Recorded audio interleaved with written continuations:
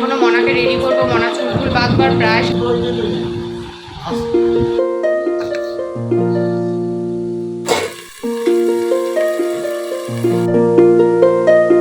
আজকে হলো শুক্রবার, নিরামিষ রান্নাবান্না শুরু করেছি। আর জানো তো বন্ধুরা, আমার মেয়ে নিরামিষবার আসলে পরেই গায়ে আসে জ্বর। তবে আজকে নিরামিষ নিয়ে কোনো চিন্তা নেই। কেন বলো তো? ভিডিওটা কন্টিনিউ করতে থাকো, তাহলেও বুঝবে। আর টাইটেল থাম্বনেল দেখে তো অলরেডি বুঝেই গেছো। আজকে আমার মেয়ে একটু নিস্তার পেয়েছে এই নিরামিষ খাওয়ার দিন থেকে। বাড়িতে থাকলে তো নিরামিষ অবশ্যই খেতে হবে। তবে হ্যাঁ, নেমন্তন্ন বাড়ি গেলে আমরা শুক্র শনিবার কোনোটা মানি না। ঠাকুরকে নমস্কার করে তারপর খেয়ে নিই। দেখো, যারা নেমন্তন্ন করে তারা তো একটা মনে আশা নিয়ে নেমন্তন্ন করে, তাই না? যে আমি তাকে বললাম, সে কিন্তু আসবে এবং আমি যাবো আর খাবো না, সেটাও হতে পারে না। তো সেই জন্য আমরা নিরামিষের দিনও বাইরে খাই। Morning everyone, welcome back to my channel Puja lifestyle. আবার একটা নতুন ভিডিও নিয়ে সবাইকে জয়গুরু জানিয়ে চলে আসলাম। শুরু করলাম আজকের দিনটা। আজকে হচ্ছে শুক্রবার, মানে আমাদের গোকুল ঠাকুরের বার। আজকে দিয়ে শুরু হলো আবার দুদিন নিরামিষ, কিন্তু টাইটেল থাম্বনেল দেখে তো বুঝেই গেছো যে আজকে নিরামিষ হলো। আজকে মানে রাতে রয়েছে আমাদের ইনভাইট। এবার ইনভাইট থাকলে আমরা বাইরে খাই, কিন্তু বাড়িতে আমরা কখনো খাই না। এবং বাইরে আমরা ধরো কোথাও ঘুরতে টুরতে গেলেও কিন্তু মানি না। কিন্তু নেমন্তন্ন করলে কী করবো বলো? তখন তো মানতেই হবে, তাই তখন তো না মেনে উপায় নেই। আর ধরো আমরা কোথাও শুক্রবার দিন ঘুরতে টুরতে গেলাম, তখনও কিন্তু আমরা বাইরে নিরামিষ ছাড়া অন্য কিছু খাই না, কারণ সেটা আমাদের হাতে থাকে। আর নেমন্তন্ন বাড়িটা আমাদের হাতে থাকে না। ভাত হয়ে গেছে, রুটি হয়ে গেছে, ওদিকে ভেন্ডি ভাজা, ডালটা বসিয়েছি। এখন এক গ্লাস জল খাবো, তারপরে কি বসাবো জানো? দাঁড়াও দেখাই। রান্নাবান্না তো ওদিকে চলছে, আর এদিকে আমি চলে এসেছি ঘরটাকে মুছে নিতে। মনা আজকে আবার স্কুল যাবে, সেই জন্য আমাকে রুটিও বানাতে হয়েছে। রুটি বানানো মানে সকালে একটা বিশাল ঝক্কির কাজ। স্কুল যখন যাবে সেটা তো বানাতেই হবে। আমার রয়েছে বেলায় টিউশনি, সেই জন্য মনাকে বললাম বালিশ টালিশগুলো সমস্ত এই ঘরে এনে দে, আমি একদম গুছিয়ে ফেলি।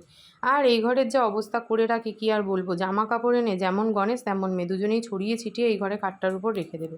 এই ঘরের খাটটাও যে একটা খাট, সেটাকেও রাখ, সেটা মানে মনেই করে না। বেরিয়ে গেছে, আর আমি নিয়েছি হলো চা বিস্কুট। মনা মোটামুটি রেডি, এখন স্কুলের চুলটা বাঁধবে। আর আমার মনে হচ্ছে খিদেতে আমার মাথা ঘোরাচ্ছে। বাবা রে বাবা, এত কাজ করেছি সকাল থেকে, ঘুম দিয়ে উঠে, যেমন আমার হচ্ছে খিদেতে আমার মাথা বনবন বনবন করে ঘোরাচ্ছে। মনার চুলটা বেঁধে দিচ্ছি, আর মনার সাথে অনেক রকমের গল্প আলোচনা আর কি এইসব করছি। মেয়েরা বড় হলে মায়েদের বন্ধু হয়ে যায় বলো। আমার মা আর বোনকেও দেখি, ওরা যে কত রকমের গল্প করে জানো না। তো আমি আর আমার মেয়েও বোধহয় এখন সেরকমই, পুরো বন্ধু হয়ে গেছি। বন্ধুর মতন করে যদি মেশা যায়, তাহলেই কিন্তু জীবনে আমি যেমন আনন্দ পাবো অনেকটা, যে আমার মেয়ে আমার সাথে গল্প করে, সমস্ত রকম কথা বলে, তেমন মেয়েও কিন্তু ভাববে যে না, মায়ের কাছে শুধু ভয়ে শাসন না, মায়ের কাছে গেলে ভালোবাসাও পাওয়া যাবে। সমস্ত কিছু আবদার মেটানো যেমন যাবে, তেমন সমস্ত কিছু মনের কথা খুলেও বলা যাবে। দিম্মাকে জিজ্ঞেস করেছিল মনা গাড়িতে ওঠার জন্য খুব রেডি বেরিয়েছে, আর আকাশটা এখনই কেমন একটা অন্ধকার হয়ে গেল। ভালো হয়েছে এখন অন্ধকার হয়েছে, আমাকে ছাতা নিয়ে বেরোতে হয়নি। ঢ্যাং ঢ্যাং করে ছাতা নিয়ে বেরিয়েছে। আবার দোকানেও যেতে হবে একটু, মনাকে গাড়িতে তুলে একটু দোকানের দিকেও যেতে হবে। গাড়িতে তুলে এই জাস্ট বাড়ি ঢুকলাম, আজকে অনেক দেরি হয়ে গেছে। একজনের সাথে দেখা হয়েছিল, মানে আমার একজন স্টুডেন্টের গার্জিয়ানের সাথে। তো তার সাথে অনেক দিন পর অনেক কথা বলেছি, বলে এখন বেজে গেছে 11:15। বুঝতে পারছো, মানে আমি পুরোপুরি লেট। আমার 11:30 দিয়ে পড়তে আসবে, আমার স্নান পুজো বাকি, আর ওদিকে আমার ভিডিও একটাও আজকে আপলোডে বসাই দিই। বাবা, আমার চুলের অবস্থা দেখো। চল এখন আগে স্নান পুজো সেরে নিই, ভিডিও আমি পরেও আপলোড দিতে পারবো, কিন্তু স্নান পুজো পরে করা যাবে না। পুজো দেওয়া কমপ্লিট, পুজো দিয়ে উঠে ঠাকুর বাসনটাও ধুয়ে নিয়েছি। আর অনেকটা দেরি হয়ে গেছে। এই মোমবাতিটার অবস্থা দেখো কেমন বেঁকে গেছে, অনেক দিন ধরে পড়েছিল। প্রদীপে না তেল আনা হয়নি, ওই জন্য প্রদীপটা জ্বালাতে পারছি না। মনে করে তেল আনতে হবে দোকানে গিয়ে। ওয়েদারটা হঠাৎ করে কেমন যেন একটা খারাপ হয়ে গেল। আমি তো স্নান করে একদম রেডি হয়ে নিয়েছি, বিছানাপত্র গুছিয়ে ফেলেছি, এক্ষুনি সব পড়তে আসবে। টিউশন পড়িয়ে উঠে বিকেলে আবার আজকে রয়েছে পড়ানো, তারপর রাতে রয়েছে নেমন্তন্ন। মানে সারাদিন আজকেও একটা হেট্রিক শিডিউল আমার। কোনো একদিন একটু ফ্রি থাকলে আবার তারপরে যে কতদিন এরকম ব্যস্ততম জীবন যায়। কালকে গণেশ, কাল না পরশু দিন কি একটা কথা নেই যেন, গণেশ বলছে এটা করো ওটা করো সেটা করো, মানে কি একটা কথায়। তা আমি বলছি হ্যাঁ, সারাদিন তো এটাই ওটাই করে চলেছি, ব্যস্ত বলে ঠলে আবার নিজেই বলছি যে হ্যাঁ, এই ব্যস্ততম জীবনটাই ভালো। কি বলতো, ব্যস্ত জীবন থাকলে কি হয়, কোনো খারাপ কিছু, কোনো নেগেটিভ চিন্তা মাথায় আসবে না। সবসময় এটার পর এটা কাজ করবো, ওটার পর সেটা কাজ করবো, এগুলো কোনো নেগেটিভ চিন্তা যেন মাথায় না আসে। তো এটার জন্য সবসময় ব্যস্ত থাকা ভালো। যেমন এখন পড়তে না আসার আগুদ দিয়ে আমি যে জামাকাপড় ভাঁজ করে নিজেকে আবার ব্যস্ত রাখি। ঘরে না সেরকম ফল বলতে কিছু নেই, তো একটা শশা ছিল, সেটাকে একটু গোলমরিচ গুঁড়ো আর পিঙ্ক সল্ট দিয়ে কেটে নিলাম। এখন এটা একটু খেতে খেতে বসে যাব হচ্ছে টিউশনিতে। কমপ্লিট করে জাস্ট উঠলাম, আর এত জোরে খিদে পেয়েছে, যেহেতু সকালে ডালিয়া খেয়েছি, আর ওই শশা নিয়ে বসেছি। শশা আর কি খিদে বা মেটায় বলো? তো সেই জন্য এত পরিমাণে খিদে পেয়েছে যে এখন আমি নিস্তেজ হয়ে গেছি। আজকে দুপুরে আমার খাবারে রয়েছে হচ্ছে রুটি। এই যে রুটি নিয়েছি, এই বাটিটার মধ্যে রুটি করে রেখেছিলাম, তো এই বাটিটাই নিয়ে নিয়েছি নিজের জন্য। আর থালা বাসন কে বা বাড়ায় বলো? তো আজকে রুটি খাবো, রুটি, সোয়াবিনের তরকারি, ডাল, মানে যা রান্না করেছি সবই খাবো, কিন্তু ভাত না, আজকে রুটি খাবো। তো কেন এরকম ডিসিশন নিলাম দুপুরবেলা রুটি খাবার? জানাচ্ছি, ভিডিওটা দেখতে থাকো। এখন বাজে হচ্ছে বিকেল 4:30, আর আজকে আমি টিউশন কমপ্লিট করে উঠে এত ক্লান্ত ছিলাম, তোমাদের বললাম যে খাওয়া দাওয়া করবো, করে আগে একটু ঘুমাবো, বাট একটুও ঘুম আসলো না জানো। একটু ঘুম এসেছিল, একটু চোখটা যেই লেগে এসেছিল। আসলে আজকে না আমি এই ঘরটায় শুয়েছি, এই ঘরটায় শুলেই না এরকম হয়, ঘুমটা সহজে আসতে চায় না, আসলে অভ্যাস, যেহেতু এই ঘরে শোয়া হয় না। আর ওই ঘরে মাদুর পাতা, তো আবার মাদুর তুলবো, আবার তো এক্ষুনি পাততে হবে, এই জন্য তুলিনি। ব্যাস পুরো ঘুমটা চোপাট হয়ে গেল, একটুও ঘুম হলো না জানো তো। পুরো সারাটা দুপুরে জেগে ফোন দেখে দেখে কাটিয়ে দিলাম, বসে বসে ফোনের খানিক নেট নষ্ট করলাম।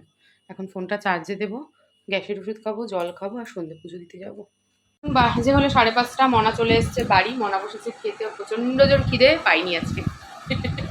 আজকের প্রচণ্ড জোর খিদে পাইনি, ওদের স্কুলে বইমেলা বসবে, তো সেই সব নিয়ে ভীষণ বন্ধুদের সাথে আলোচনা গল্প হয়েছে, তাই মহা আনন্দে আজকে আর খিদেই পাইনি ও। আমি এখন বসেছি চা নিয়ে, এই যে রচা আর সাথে মুড়ি, আমার রোজকার ডিউটি আর রোজকার খাওয়া। আর এখন হচ্ছে পড়তে আসবে, পড়াবো, তারপর রেডি হব। আর মনে আজকে সব থেকে দুঃখের কথা হচ্ছে আমি ঘুমাইনি সারা দুপুর। এখন বাজে হলো রাত্রির 8টা, রেডি হব বলে এই যে কুর্তি বার করলাম, মনার ড্রেস বার করলাম। আমরা তো এগুলো পরেই এখন রেডি হয়ে নেব তাড়াতাড়ি করে। পুরোপুরি রেডি তো আমি হয়ে গেছি, মনা এখনও রেডি হয়নি, আর এই গাউন কুর্তিটা পরে নিয়েছি। মনা এখন রেডি হচ্ছে, মনাকে চুল চুল বেঁধে দেবো। ওদিকে দুপুরে না ঘুমিয়ে এখন তো মনে হচ্ছে আমি ঘুমে ঢুলছি। গণেশ সবে বেরিয়েছে, এখনও এসে পৌঁছায়নি। আর মা বাবা বোন ওরা কিন্তু মোটামুটি রেডি হয়েই গেছে, তো বুঝতেই পারছো এখন আমি কতটা চাপে রয়েছি। এখনও মনাকে রেডি করবো, গণেশ আসেনি, ওদিকে ওরা পুরো রেডি।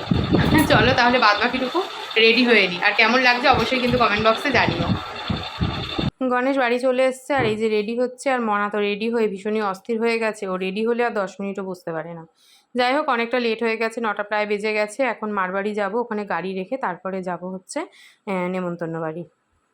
চলে এসেছি, আর এখন ফ্রেশ হবো, আর মেকআপটাকে সবার আগে রিমুভ করবো। বাবারে বাবা, এত পরিমাণে গরম পড়েছে যে এই সব মেকআপ করে গিয়ে আমার মনে হচ্ছে আমি কতক্ষণ একটু মুখ একটু মানে ক্লিন করবো, আর তারপর বসবো। মনা তো সব থেকে বেশি সেরা ঘাম দেয় হচ্ছে মনা।